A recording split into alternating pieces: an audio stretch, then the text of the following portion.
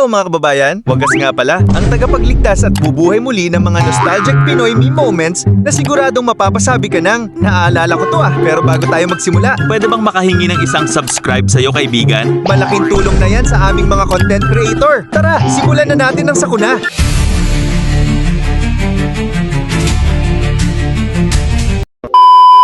Dahil sa pagmamagaling mo, kuya, pati kambing nababad trip na sa'yo. Ito ang kambing. Ang scientific nito ay mimi. Kaya na ito kumain ng 5 beses sa isang araw. Isa pa to si kuya, porket may camera, nagmamagaling na. Pinoy nga naman. Ganito pong uri ng animals ay hindi po siya aggressive. Minsan talaga, no? May kaibigan ka talagang bibitaw, pero hindi sa pagiging magtropa nyo, kundi sa mga alanganin na situation. Malaking epekto sa Boston Celtics ang pagkawala ni Gis. Ganito lang pala ang solusyon sa mga nanay nyo na nagliliyab ang bibig sa kakasermon. Langgag mga habol dyan, ay mga tarungon deg hapnig dyan. Gagkatag naman lang ang agi na inyong kwarto, de perting mga hugawa. Lakas tama ni kuya. Ginawang hugasan ang sausawan. Kunin ko na ya.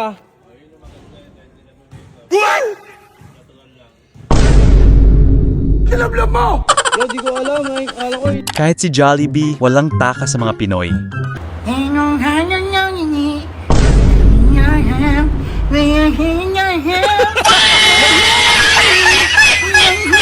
Walang patawad talaga ang mga Pinoy. Mukhang nakulangan yata sa lasa si kuya, ay este si ate sa iniinom niya, kaya ito ginawa niya. Tsaka walang papatanggal ng lasa. Wala mo na. May yelo naman, oh. Okay lang yun. Ito na nga lang.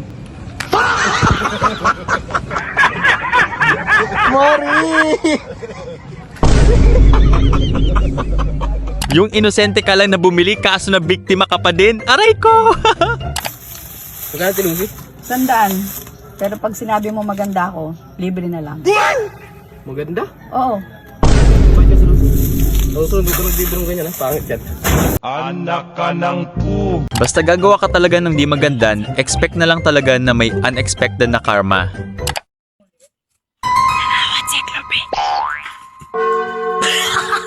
Ito naman si kuya, umaasa na lang sa pitik method. Nagbabaka sakaling isang pitik jackpot ang balik.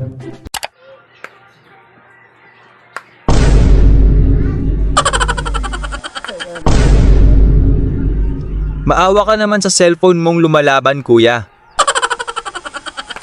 Nakakagulat ka naman pagulating, kuya. Mukhang na-trauma ka pa sa panahon ng tokhang.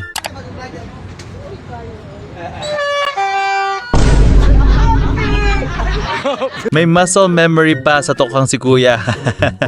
Kung paligsahan lang sa makeup ang pag-uusapan, mukhang hindi to magpapatalo si ate.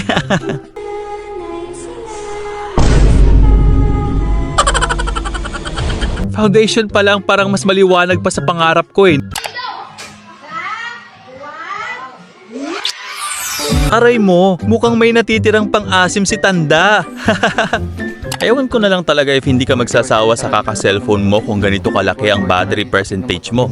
Ano yun? Tanggalas na battery yan. Pero grabe naman Galas na battery yan, battery. pare. Dala ng kung ano-ano dyan, boy. 6 million percent. Buang. Hindi na kaya na ni kuya napigilan ng kanyang intrusive thoughts.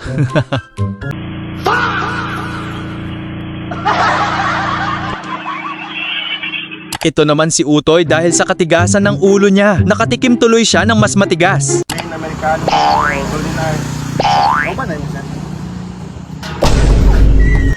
Napaka-unexpected ng pangyayari. Kala ko si Bunso ang papainumin. Set up lang pala yun.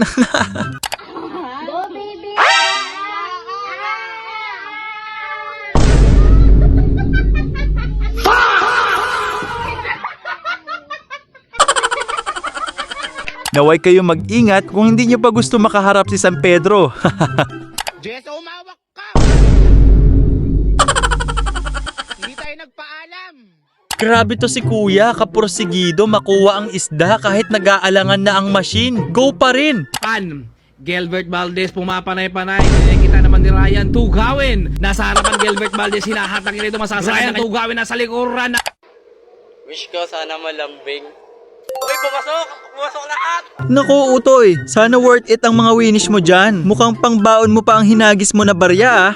Kahit anong situation pa yan, basta Pinoy, gagawa at gagawa pa din yan ng kalokohan para lang sumaya. Up! Abante! Abante! Abante! Abante! Hay naku, Utoy, magkakatotoo din yung mga ginagawa mo basta mag-aral ka lang ng mabuti. Alexa, close the window.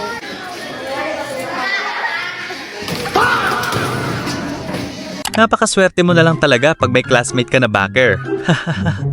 Manalili. Manalili. Oh, what a pass! Titik Manalili with eyes at the back of his head. So again.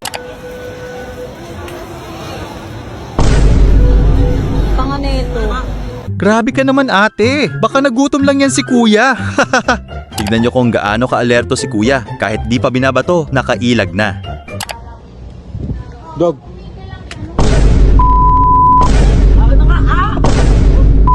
Ibigay muna, oh!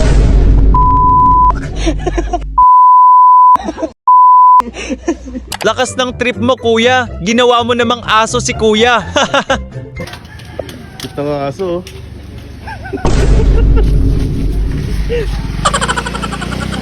Wag na wag ka talaga mag... Sa dami-dami kong nasaksihan na albularyo dito sa Pinas, dito lang talaga ako napabilib. Tatay, ikaw ba ay naniniwalang mapapagaling kita? Opo. Magaling na si tatay! Solid talaga ng mga Pinoy, no? Kahit anong mangyari, ngiti pa rin ang magwawagi. Oleng! Oleng! Oleng!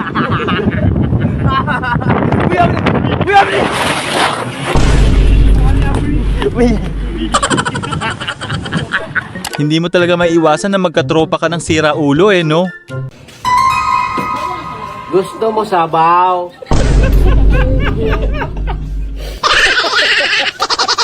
Ewan ko na lang talaga sa'yo, kuya. Bibili ka ba or naninira ng araw?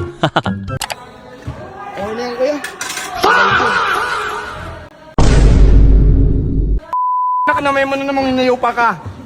Kaapo nga pa eh. Ito naman si Monica, iha, walang takot na sagutin ang tanong ni Vice Ganda. Mukhang pinaghahandaan, hahaha! Ang pinakawalang silbing senador sa Pilipinas. Seryoso yun. Charot lang, ito mapapahamak tayo. Mapapahamak tayo dyan. Isa ka sa mga legendary na tao, kuya. Di mo pa talaga pinalagpas ang sagot ni ate girl. May boyfriend ka ba? Wow! Sino mas gwapo? Si Joshua, boyfriend mo? Boyfriend ko po. I got this! Mas maganda girlfriend ko. Mukhang road to heaven ang trip mo, kuya. I got this. Tignan nyo to si kuya. Mukhang mahihiwalay na ang kaluluwa sa ginawa ng tropa niya.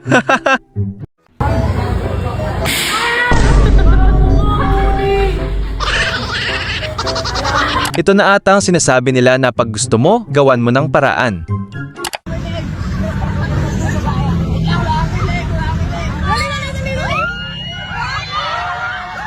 Grabe ka, kuya, dinaig mo pa ang mga grade 1 sa tanong mo. Ito ho yung Earth. Ito ho yung Philippines. Bakit po magkahiwala yung Philippines sa Earth? Binigyan na nga kayo ng first warning, mga kuya, kaso binaliwala nyo lang. Ayun tuloy.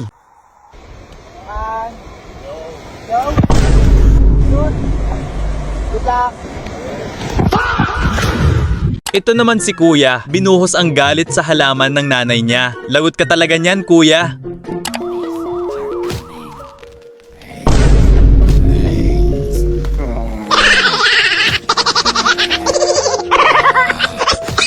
Wag na wag mo talaga subukan nanay mo kung ayaw mo mapahamak ng wala sa lugar.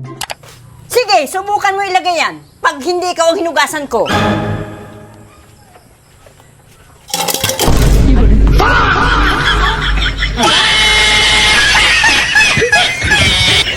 Yung pinolosopo mo yung girlfriend mong dragon. Nang may labak ka sa iyo, kung pag-ibig mo ay tunay. Ginagig talaga ako sa kasabihan na pag binato ka ng bato, batuhin mo ng tinapay. Pero ito ang tinapay.